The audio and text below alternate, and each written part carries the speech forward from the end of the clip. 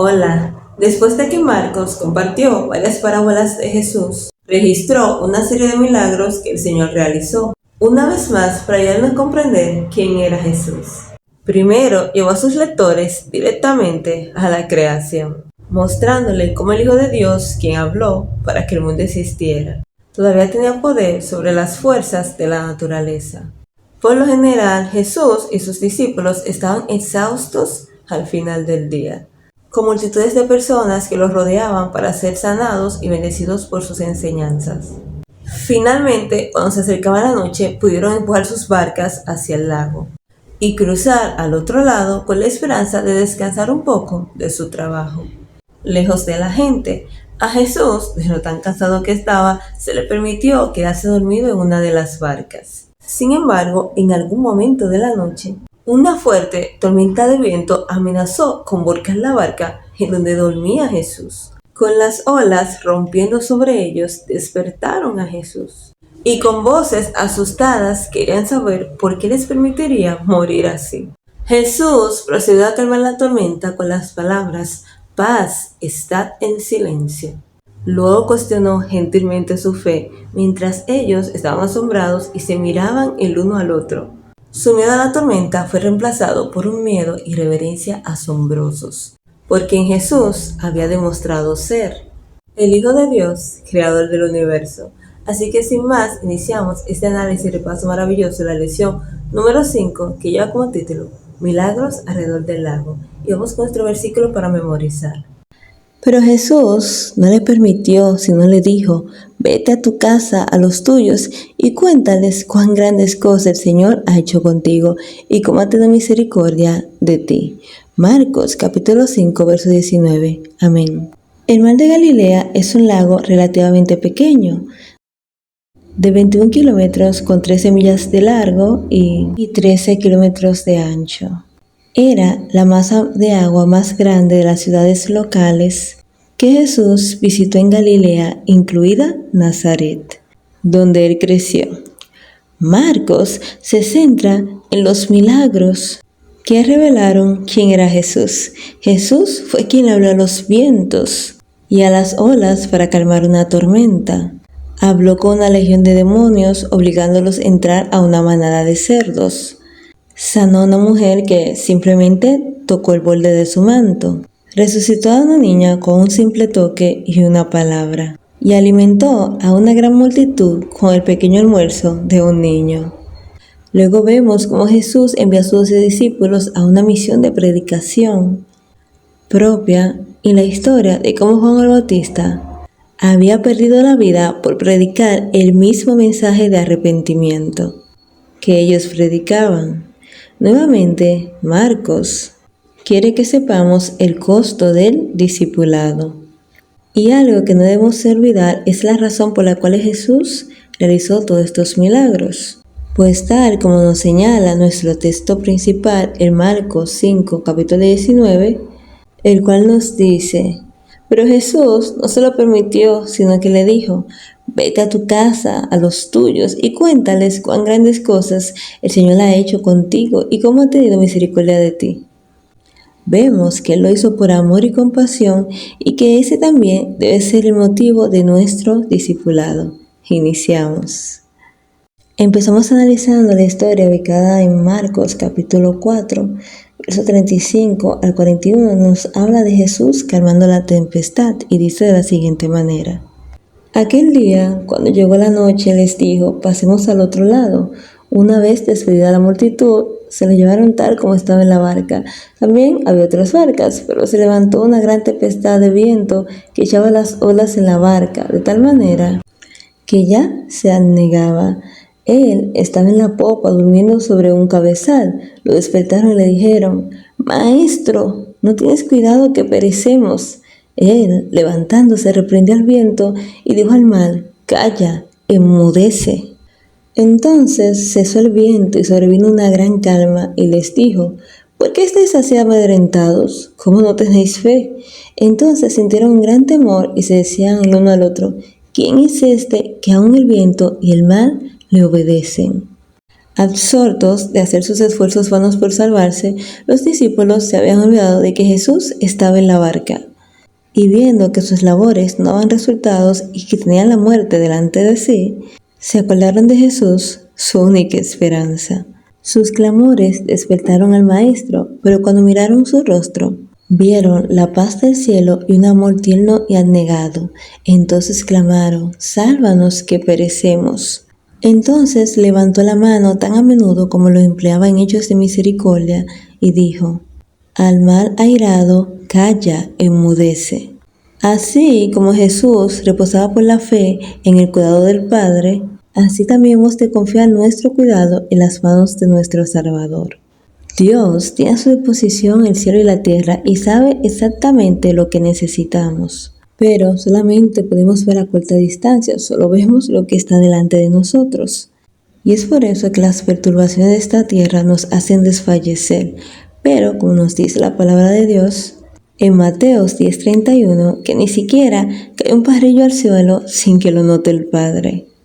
Nuestro Divino Señor es suficiente para cualquier emergencia, nada es imposible para Él. No hay dificultad interna o externa que no pueda ser vencida con su fortaleza. Algunos tienen un temperamento tempestuoso, pero aquel que calmó el mar tormentoso dirá al corazón turbado: «Calla, enmudece». No hay una naturaleza tan rebelde que Cristo no pueda subyugar. Ningún temperamento tan tempestuoso que Él no pueda aplacar, si el corazón está entregado a la guardia de Cristo. El que encomienda su alma a Jesús no tiene por qué desanimarse, tenemos a un Salvador poderoso. Y mirando a Jesús, el autor y consumador de nuestra fe, podemos decir: Dios es nuestro amparo y fortaleza, nuestro pronto auxilio en las tribulaciones. Por tanto, no temeremos aunque la tierra sea removida y se traspasen los montes del corazón del mar, aunque bramen y se turben sus aguas y tiemblen los montes a causa de su braveza. Amén. Y luego nos trasladamos al capítulo 5, donde se nos habla acerca del endemoniado gadareno, que nos dice de la siguiente manera: vinieron al otro lado del mar, a la región de los Gadarenos, cuando salía él de la barca.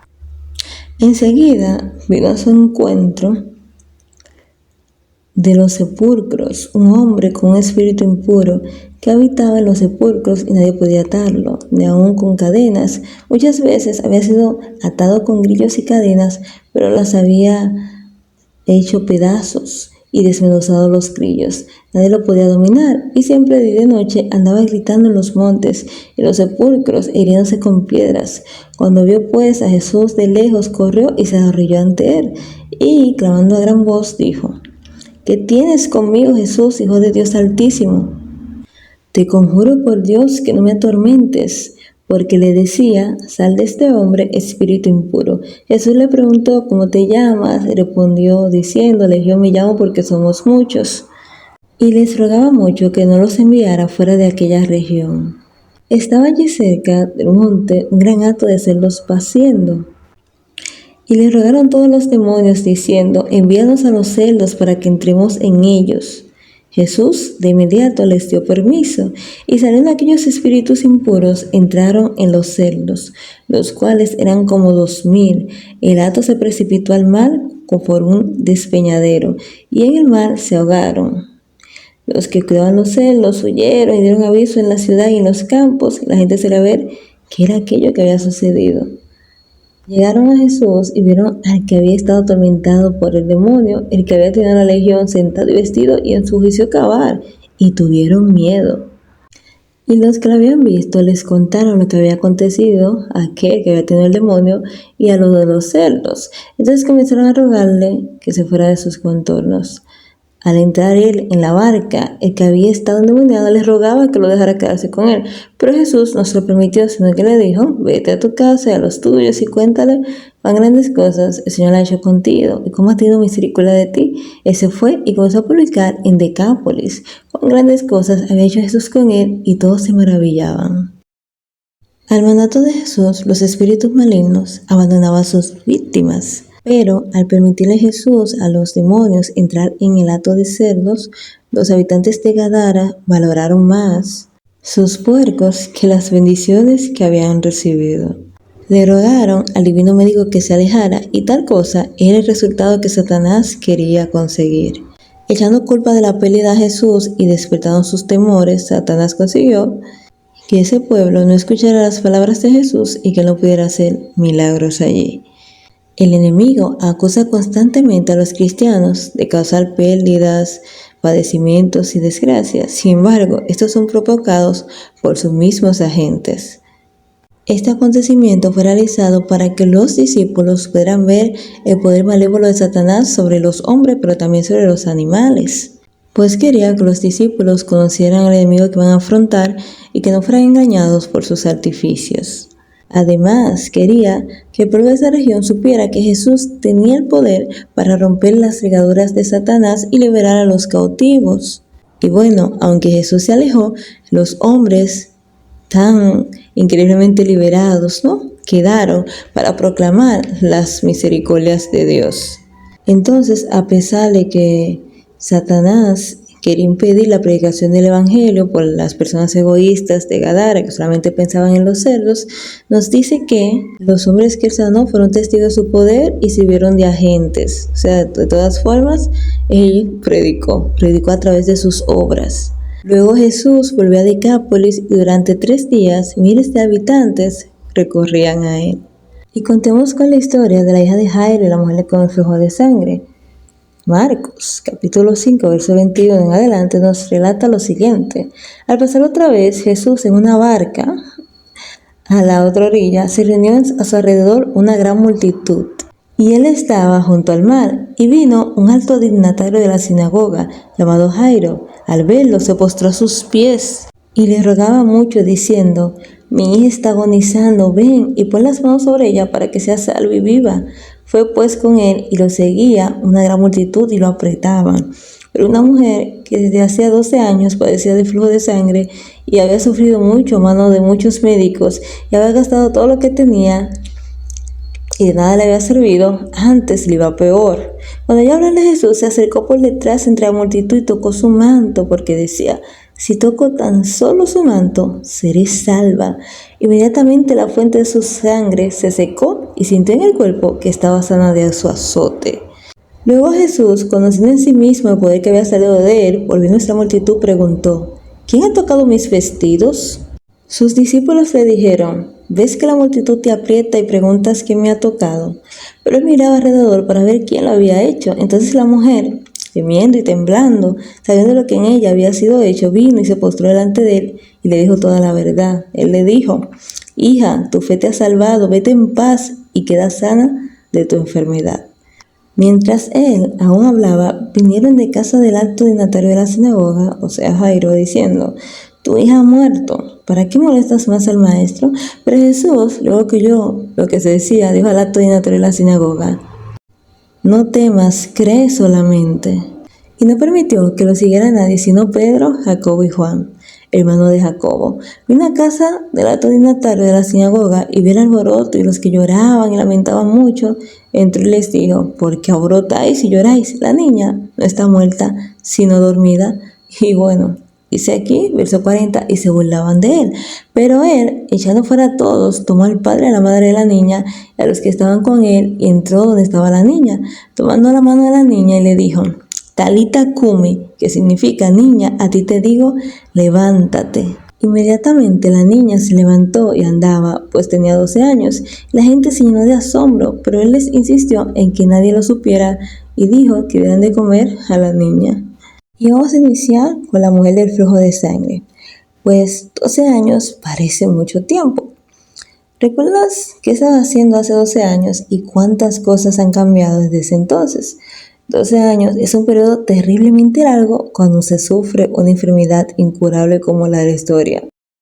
Pero nos cuenta la ley de Moisés que una mujer que estaba menstruando se le consideraba ritualmente impura mientras seguía sangrando. Además, cualquier cosa con la que entraba en contacto era considerado impuro también.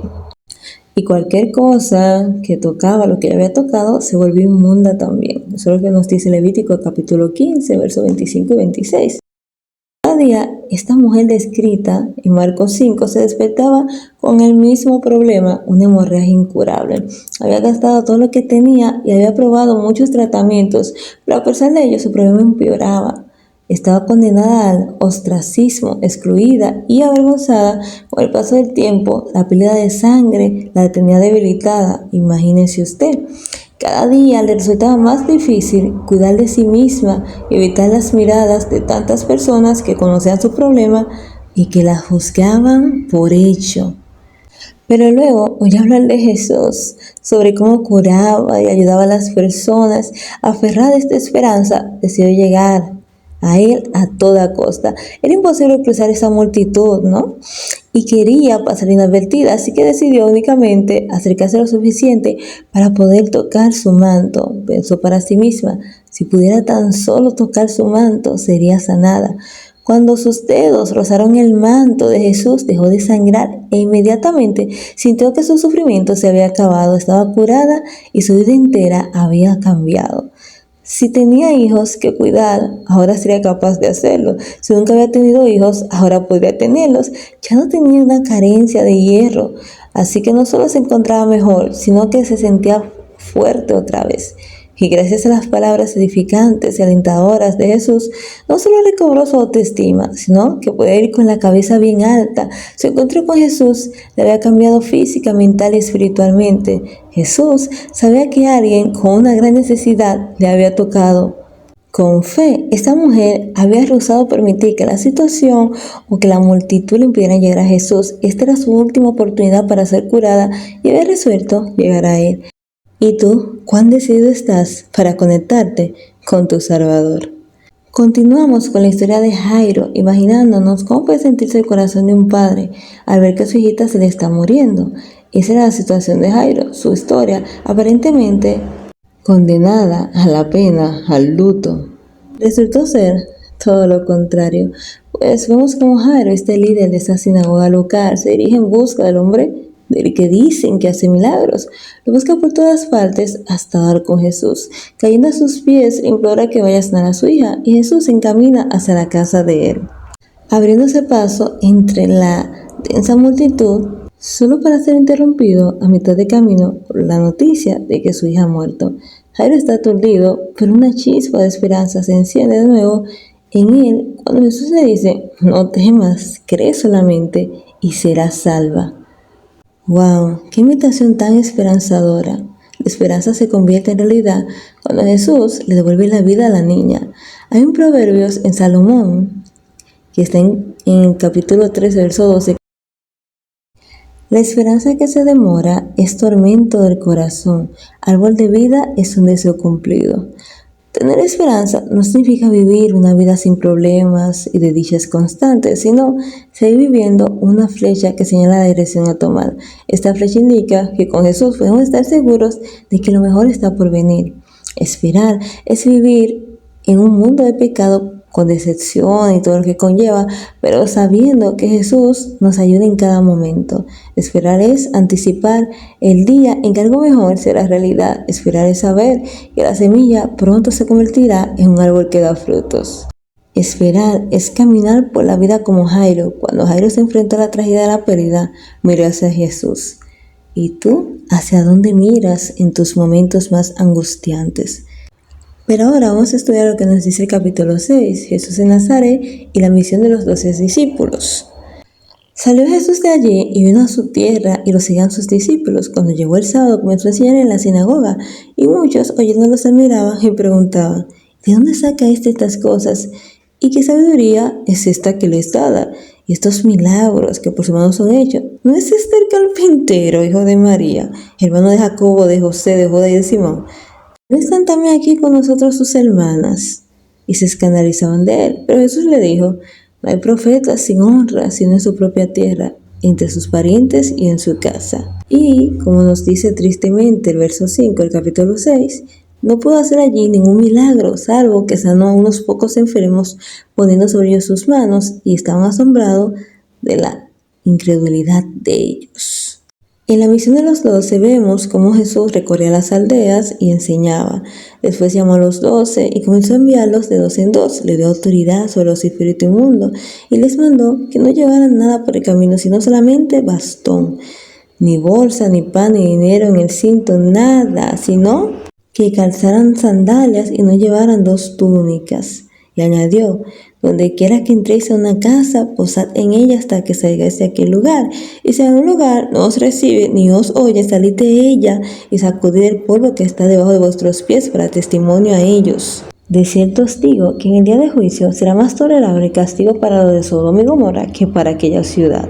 Y saliendo predicaban que los hombres se arrepintieran y echaban fuera muchos demonios y ungían con aceite a muchos enfermos y los sanaban. Como habíamos dicho anteriormente, que fue lo que pasó con el endemoniado gadareno, también Satanás cerró las mentes de esas personas. Nos dice el espíritu de profecía que cuando ellos escucharon las palabras en la sinagoga, dice que llegó hasta la raíz. Sin embargo, al ver a Jesús, sabiendo que era de una procedencia humilde y pobre, despreciaron sus enseñanzas. Su incredulidad generó malicia, Satanás los dominó y no permitieron que Jehová los restaurara, los sanara, les diera palabras de vida. Cuando hablamos un poco acerca de ese texto tan importante, Jesús con los 12 discípulos, vemos la gran comisión. No podemos olvidar que hace 2000 años Jesús comenzó una misión en este mundo y nos confía a nosotros su continuación. Jehová cuenta con nosotros para encarnar el amor, la solidaridad y esos valores maravillosos que Él ejemplificó. Estamos llamados a compartir las buenas nuevas acerca de Jesús y difundir su mensaje de sanación y verdad. Se llama la Gran Comisión a la apelación que Jesús hizo justo antes de descender al cielo. Encontramos versiones diferentes. Por ejemplo, vemos en los evangelios, en el libro de los Hechos, pero todos insisten en la importancia de ser enviados. Jesús señala la necesidad de actuar como Jesús, tal y como Él siempre nos enseñó. Como envió el Padre, así también yo os envío. Lo que me veis haciendo, lo aprendéis del Padre que me envió. Eso lo vemos en Lucas, en Hechos y otros libros que hablan acerca de predicar, los 12 discípulos y de esa comisión maravillosa. A menudo recordamos la gran comisión con las palabras: ir y hacer discípulos a todas las naciones, bautizándoles en el nombre del Padre y del Espíritu Santo, enseñándoles que guarden mis palabras y mandamientos. Y algo que no debemos olvidar, que esta tarea implica un verbo: ir. La misión de evangelización no solo son una cuestión de ganar personas, ¿no? Sino de ir, conocer a las personas, dónde están y hacer que ese encuentro sea fructífero. El objetivo es hacer discípulos, es decir, seguidores de Cristo. Jesús basó su comisión en su autoridad, como tal nos dice Mateo 28:18. Toda potestad me está en el cielo y en la tierra. La ancló en una promesa: yo estoy con vosotros todos los días hasta el fin del mundo. Al afirmar su poder total y su plena presencia, Jesús nos recuerda que compartir el Evangelio sigue siendo su misión, a la cual nosotros aportamos nuestra contribución. Jesús es el que obra en nosotros, a través de nosotros y más allá de nosotros. Jesús dirigió su gran comisión a un grupo de 11 jóvenes preocupados por su partida, confiando en su presencia espiritual y en su poder. Hicieron un trabajo tremendo. Escucharán también hoy jóvenes discípulos esta llamada y se comprometerán a compartir a Jesús con el mundo. Pero esta lección número 5 está muy interesante porque también nos habla de la muerte de Juan el Bautista. Esta historia se encuentra en Marcos capítulo 6, versos 14 al 29, pero en 2 lecciones pasadas ya la habíamos leído, así que le voy a hacer el análisis. Juan el Bautista, por la presente, está sentenciado a morir. ¿Puedes imaginarte oír una frase como esta pronunciada contra ti? Una presente dándote un dictado de muerte. Y especialmente cuando no has hecho nada malo, solamente decirle a la gente que se arrepientan de sus pecados y les serán perdonados, tal y como nos dice Marcos 1:4. Así es la suerte que tuvo que afrontar Juan el Bautista. Dios llamó a Juan el Bautista a preparar el pueblo por la primera venida de Jesús a este mundo. Juan creció sabiendo que él siempre sería el segundo después de aquel que sería más grande. Juan llevó a cabo su tarea fielmente y esto lo hizo un blanco de ataques. Por ejemplo, Herodes Antipas, el gobernante de Galilea, que fue nombrado por los romanos, estaba intrigado por la predicación de Juan y le gustaba escucharle. Cuando Herodes se divorció de su mujer y se casó con Herodías, la hermanastra de su mujer, Juan le dijo que estaba cometiendo adulterio. Cuando Herodías oyó esto, quiso matarlo, pero Herodes lo protegió, sabiendo que era un hombre de Dios. En un abrir y cerrar de ojos, Herodías urdió un plan para matar a Juan, usando el orgullo de Herodes, y funcionó. Eso vemos en Marcos 6, de 19 al 29. Después de su muerte, Jesús reconoció que entre los nacidos de mujeres no hay uno mayor que este profeta Juan el Bautista, porque concedió Jesús a Juan este semejante elogio. No importa lo que Juan hiciera, él llevaba a las personas a Jesús. Miren qué maravilloso. De hecho, esa es una de las características de un líder, ¿no? Que no atrae a las personas hacia sí mismo, ¿no? Sino hacia Jesús. Por eso es que él decía, es necesario que yo mengüe, pero que él crezca. Juan podría haber usado su carisma, su popularidad para acomodarse con los poderosos y vivir un estilo bien suntuoso. Pero Juan escogió vivir sencillamente, encontró gozo en servir a Dios con todo su corazón. Cuando después de la muerte de Juan, Jesús visitó un área donde Juan había presentado la mayoría de su ministerio, la gente que lo había conocido visitó a Jesús y le dijeron, Juan a la verdad, ninguna señal hizo, pero todo lo que Juan dijo de este era verdad.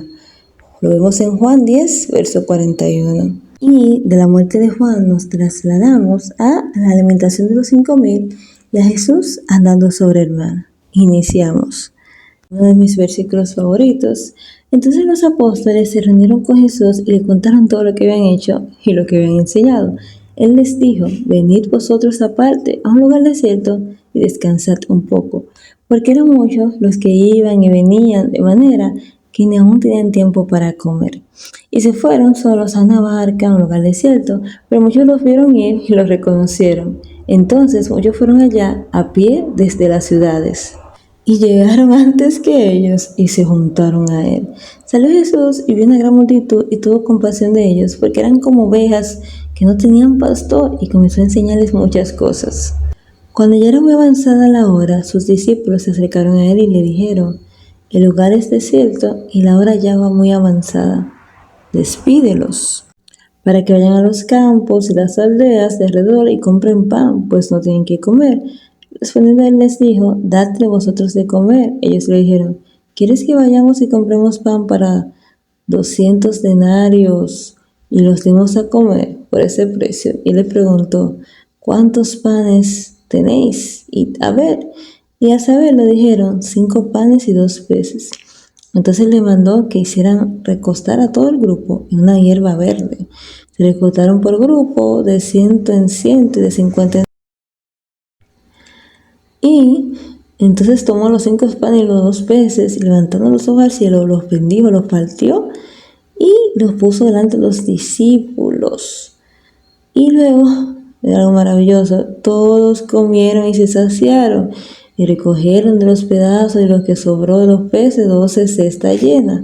Y los que comieron eran 5,000. Un milagro maravilloso. Seguimos viendo del verso 45 al 52, hasta donde nos llega la lección de esta semana. Jesús anda sobre el mar. Enseguida hizo a los discípulos entrar en la barca. Todo lo que podemos ver es Jesús andando en la barca. Por eso se llaman los milagros de Jesús alrededor del lago.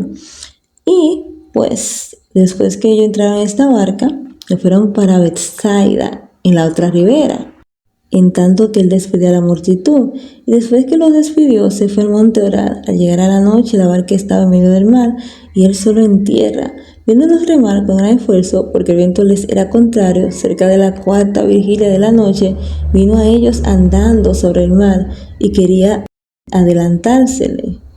Entonces, viéndolo andar sobre el mar, pensaron que era un fantasma y gritaron y se asustaron. Pero enseguida habló con ellos y les dijo, tened ánimo, soy yo, no temáis. Subió a la barca con ellos y se calmó el viento.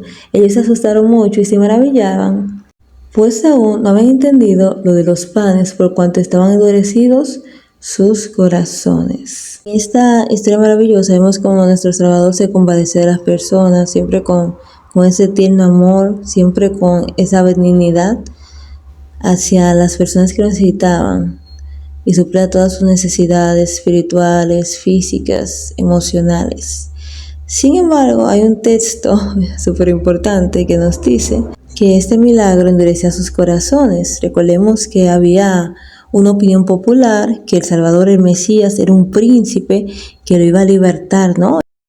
Militarmente, que sería un príncipe terrenal y que exaltaría, ¿no?, al pueblo de Israel, lo libertaría de los romanos. Desgraciadamente, por eso es que nunca pudieron entender las palabras que Jesús le decía acerca de su padecimiento y de su muerte. Y desgraciadamente este milagro endureció sus corazones. Y es algo que nos ha pasado a nosotros, por ejemplo, por el COVID. Cuando el Señor nos libró, nos dio la salud, en vez de nosotros volvernos a Jehová agradecidos, entonces pensamos que lo que nos ha pasado nos endurece de tal forma que nos creemos invencibles, ¿no? Cuando fue por la misericordia del Señor que pudimos sobrevivir. A veces pasamos situaciones que Dios nos libra, pero en vez de volver a arrepentimiento y conocerle más, se endurecen nuestros corazones y pensar, ¿no?, que Dios nos tiene que salvar de esa manera, ¿no?, que nosotros pensamos o que creemos. Y es una lección que el Señor también nos enseña, un milagro maravilloso, pero luego ellos conocerle y darse cuenta de que lo poco en la mano de Jesús es mucho y que Jehová puede suplir cualquier necesidad y que no hay nada que Jesús no pueda hacer. Su corazón está endurecido, igual como nos pasa a nosotros hoy en día. Dios nos libra de un accidente, de algo, pero en vez de volvernos a Dios con gratitud, nos creemos invencibles, se endurece nuestro corazón. Y son otras enseñanzas maravillosas que el Señor nos enseña a través de sus historias, de su palabra. La multitud hambrienta quedó satisfecha. Jehová ha hecho provisión para cada prueba, para cada situación. Solamente debemos ir a Él confiado. Jehová sabe lo que sentimos, lo que necesitamos. Por eso podemos acercarnos a Él confiadamente, a ese trono de gracia, sabiendo que obtendremos ese socorro oportuno. Con esos maravillosos milagros que hemos leído de Jesús en la barca, alrededor del lago, ¿cómo te sientes? Así como sanó a la mujer del flujo de sangre, ¿no crees que pueda sanarte a ti? ¿No crees que tenga el poder? ¿Cuál situación tienes hoy, ahora, que te duele la cabeza, que te molesta? Entrégasela a Jesucristo, que solamente Él puede sanarte. Y como dijo cuando caminaba en el mar, ten ánimo, soy yo, confía en mí. Bendiciones. Muchísimas gracias por ver hasta aquí nuestro video de hoy y nos vemos la próxima semana con la ayuda de Dios analizando y resumiendo la lección número 6. Bendiciones.